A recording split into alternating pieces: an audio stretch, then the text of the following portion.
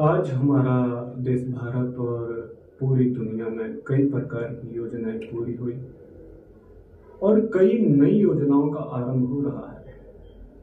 पिछले कुछ दशकों से भारत ने कई बांध बनाए, डैम बनाए और कई नहरें बनाई और विद्युत का उत्पादन किया।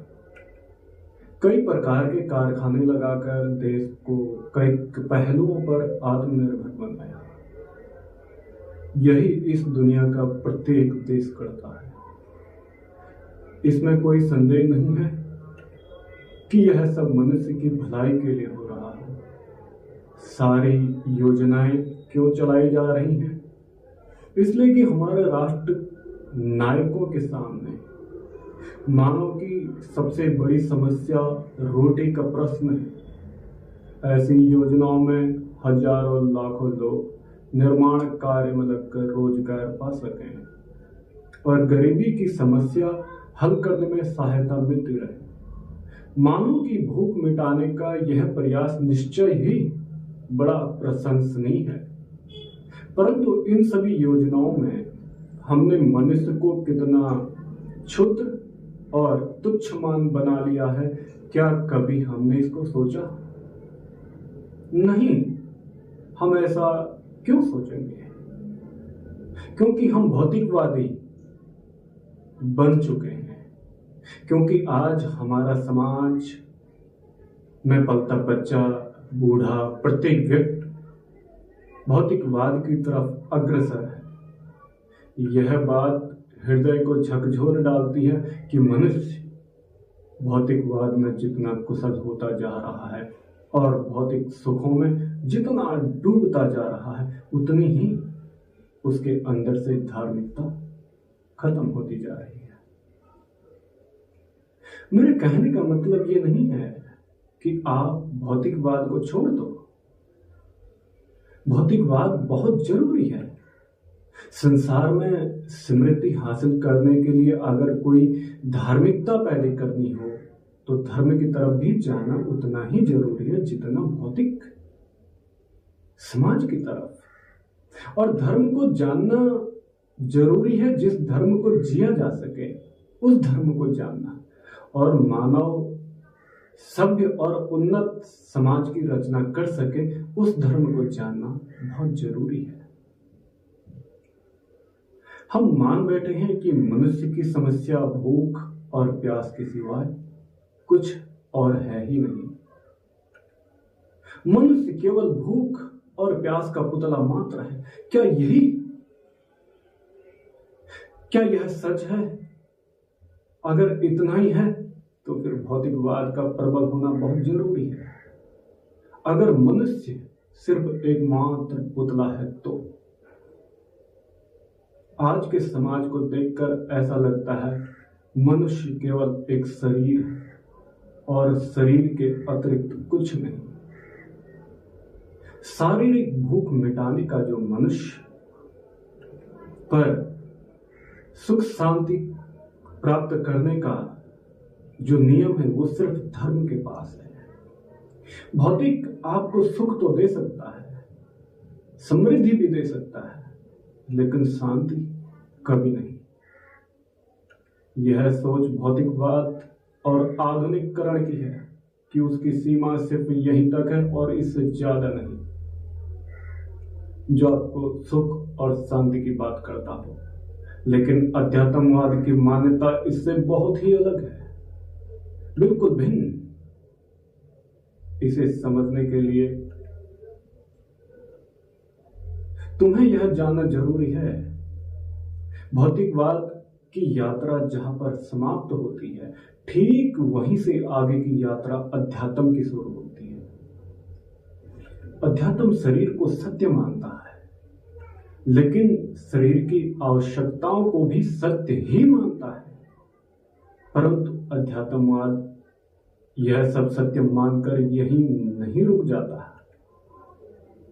शरीर तो आत्मा का साधन मात्र है, एक विकल्प मात्र, अर्थात एक विकल्प।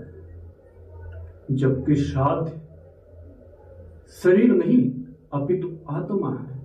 सही शब्दों में कहो, साथ शरीर नहीं है जबकि आत्मा है। और हम जब यह जान लें तब आत्मा की कुछ आवश्यकताएं भी हैं, लेकिन हमारा समाज एक भटकाव में जा चुका है और जा रहा है, क्योंकि मनुष्य भटक चुका है। इसलिए पूरी दुनिया में अनेकों प्रकार के युद्ध हो रहे हैं, चाहे वो धर्म के नाम से हो रहे हों, या फिर वह राजनीति के नाम से हों, या फिर किसी संप्रदाय, क्षेत्र या किसी भी प्रकार के हों, लेकिन हो रहे हैं जिससे सिर्फ और सिर्फ मनुष्य मर रहा है और मनुष्यता का नाश हो रहा है। क्योंकि मनुष्य ने यह मान लिया है शारीरिक समृद्धि ही जीवन की आवश्यकता है। जैसे ही आप आज देख रहे हो, कोई भी धर्म संगठन एक दूसरे को देखकर खुश नहीं है। हिंदू है, वो मुसलमान को देखकर कभी खुश नहीं हो सकता और वो देखना भी नहीं चाहता। और मुसलमान है, वो कभी हिंदू को बर्दाश्त नहीं कर सकता। ठीक उसी प्रकार सिख हो, जैन हो, बुद्ध हो, यहूदी हो या फिर ईसाई धर्म के मानने वाले लोग हो, ये परस्पर एक दूसरे के खिलाफ अनेकों प्रकार की साजिश से चलते हैं। इसका कारण क्या है? इसका बस एकमात्र ही कारण है, क्योंकि इन लोगों का मान लेना है शारीरिक सुख, सामाजिक उपलब्धि ही जीवन में सब कुछ है। लेकिन मेरे देखे, यह सिर्फ एक मूढ़ता है जो इनको एक न एक दिन ले डूबेगी और मनुष्य का सर्वनाश इस धरती से हो जाएगा। क्योंकि एक दूसरे से जो लड़ रहे हैं और एक दूसरे को अनेकों प्रकार के एटम बम और बम चलाने की तैयारी में जुटे पड़े हैं सभी धर्मों के मानने वाले लोग, और चलाएंगे, क्योंकि मनुष्य एक पागलपन है। देखने में तो यहां तक आता है, हम लोग जातियां, धर्म, संप्रदाय और अनेक राष्ट्रों के नाम पर आपस में बिखर चुके हैं। क्या आपको लगता है कि मनुष्य वापस में एक हो सकता है? क्या कोई भी धर्म संप्रदाय अपने धर्म के नियम के हिसाब से अपने जीवन को व्यतीत करता है?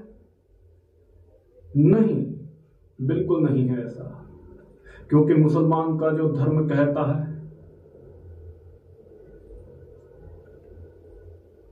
और इस्लाम शब्द निकलता है शब्द सलम से। सलम का अर्थ होता है शांति, लेकिन आप देखोगे कि दुनिया में मुसलमान सबसे ज्यादा शांत है। हिंदुओं का तो मानना है कि सनातन बिल्कुल मानवता का प्रतीक है, लेकिन देखने में आता है कि हिंदू लोग आपस में खुद मानवता के खिलाफ बैठे हैं, क्योंकि जातियों के नाम पर सबसे बड़ा उपद्रव अगर देखने को मिलता है तो हिंदुओं ने ही किया है और उन्हीं में होता है, क्योंकि जातिवाद ने हिंदू धर्म को खोखला कर दिया है। सिख का अर्थ होता है शिष्यत्व, जिसका मतलब है जो सीखने योग्य हो और स्वीकार करना जानता हो। लेकिन मेरे देखे आता है सिख संप्रदाय भी 24 अलग अलग टुकड़ों में टूट चुकी और बढ़ चुकी है, जिसका परिणाम यह निकला सिख धर्म संप्रदाय में अनेकों प्रकार के कट्टरवाद, जातिवाद और कई प्रकार के उपद्रव पैदा हुए, जिनका काम था स्वीकृति, लेकिन उन्होंने स्वीकार करने की जगह खुद को ही सब कुछ मान लिया है, अपने को ही पवित्र, शुद्ध, बुद्ध, चैतन्य है। लेकिन ये उनकी भ्रांति है, क्योंकि मेरे देखने में आज सिख संप्रदाय सबसे नवीनतम संप्रदाय है, सबसे नई संप्रदाय। इस दुनिया की सबसे नई संप्रदाय होने की बात सिख संप्रदाय कहती है, और यह है भी सच्चाई। लेकिन हैरानी की बात यह भी है कि सिख संप्रदाय कितने कम समय में बिखर गए, इसका भविष्य मुझे कुछ ज्यादा दिन नहीं दिखता, जिसका कारण है इनका खुद के धर्म शास्त्रों के खिलाफ खड़े हो जाना और उनको समझने के बजाय उन पर कुतर्क करना। और कुछ ऐसे लोग भी हैं इस संप्रदाय में जो मैंने देखे, जो अक्सर दूसरे धर्म संप्रदायों के खिलाफ रहते हैं या दूसरे धर्म संप्रदायों संगठनों की निंदा करते हैं, ठीक उसी प्रकार जैसे ईसाइयों का मानना है। बुद्ध और जैन का तो काम था बुद्धत्व और निर्वाण को उपलब्ध होना, लेकिन वह लोग आपस में टूटकर बिखर चुके हैं।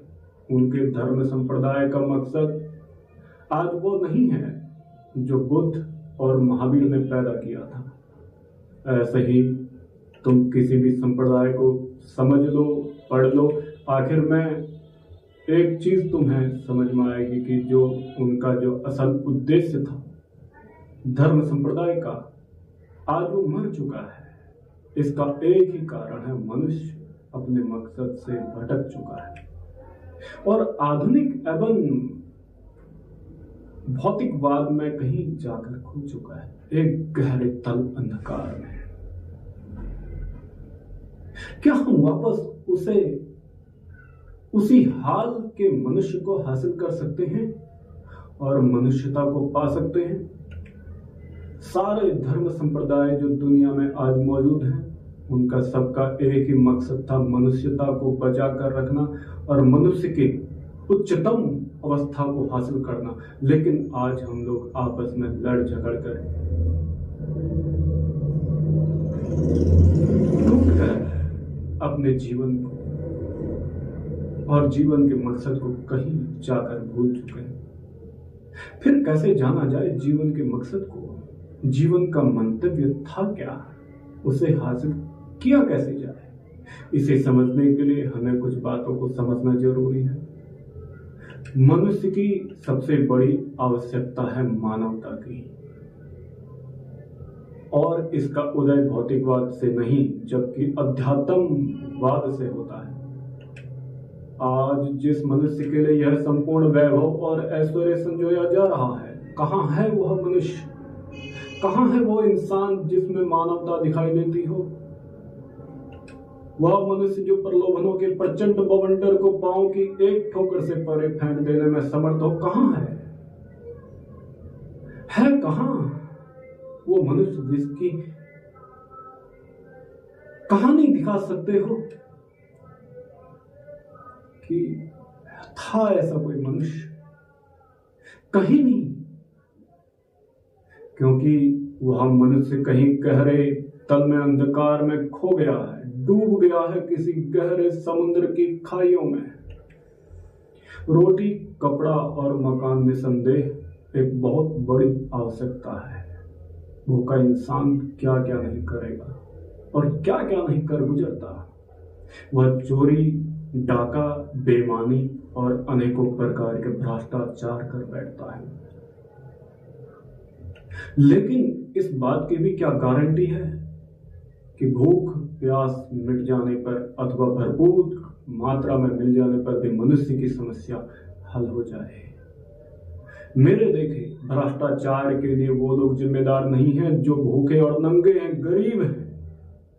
मेरी नजरों में वो लोग सबसे ज्यादा जिम्मेदार है भ्रष्टाचार और अन्य अपराधों के लिए जिनके पास भरपूर मात्रा में भोजन उपलब्ध हो, रहने के लिए विशाल भवन हो और जीवन उपयोगी वस्तुएं आवश्यकता से कहीं ज्यादा अधिक हो। और यही लोग समाज में आने को प्रकार के उन्माद को जन्म देने में अहम भूमिका निभाते हैं, अनेकों प्रकार। लेकिन मनुष्य इस भयानक भूख और प्यास को भी सीमा में लाना अनिवार्य चाहता है। हमारे प्राचीन ऋषि मुनियों और मनुष्यों की खोज मानव निर्माण के लिए थी। उन्होंने भोग और त्याग का उद्घोष दिया था। संसार में आने पर ही तो उसका भोग भी करना है। और अगर संसार में आ ही पड़े तो उसका भोग भी करो और समय आने पर उसका त्याग भी। ईशावास्य उपनिषद के ऋषियों ने कहा था, तेन तक्तेन भुंज था। यह था वह संदेश जिसमें मनुष्य में मानवता जन्म लेती थी, पनपती थी, बढ़ती थी और धीरे धीरे चरम लक्ष्य तक पहुंचा देती थी।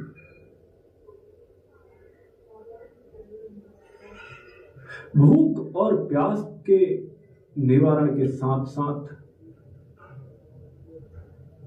मानव की रक्षा के लिए शुद्ध और पवित्र संस्कार देने का भी विकल्प लेना होगा। जो संस्कार आज हम बच्चों को देंगे, बड़ा होकर वह बनेगा। क्योंकि जिस बीज को तुम बोते हो वह बड़ा होकर वह पेड़ बनता है और एक दिन कहीं जाकर फल देता है। तब जाकर पता लगता है कि जो उसके फल में था वह बीज, वही बीज जो एक दिन कहीं बहुत पहले बोया था। इतने में तो यह आता है कि भौतिकवादी बड़े कामयाब सिद्ध मालूम करते हैं, लेकिन अध्यात्मवाद को तुम भूल गए और हम भूल रहे हैं। देखने में आ रहा है कि भौतिकवादी वैज्ञानिक गाय, बैल, घोड़ा और अन्य कई प्रकार के पशुओं की नस्ल सुधारने के लिए तो नित्य नए परीक्षण कर रहे हैं, परंतु मनुष्य जिसके लिए सब कुछ है उसे सुधारने के लिए किसी का भी ध्यान इस ओर नहीं है। बेचारा मनुष्य एक भटका हुआ पुतला जो आने वाले समय में किसी लाश से ज्यादा नहीं होगा, क्योंकि उसके अंदर मनुष्यता बिल्कुल मर चुकी होगी।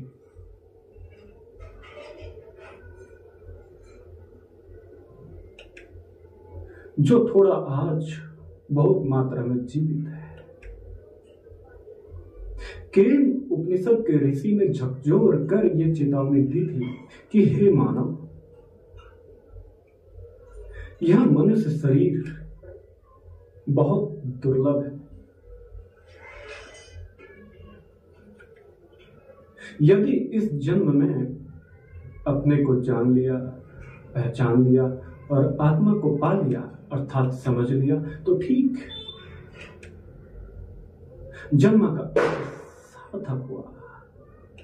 और यदि ना जान पाया और ना पाया उस आत्मत्व को और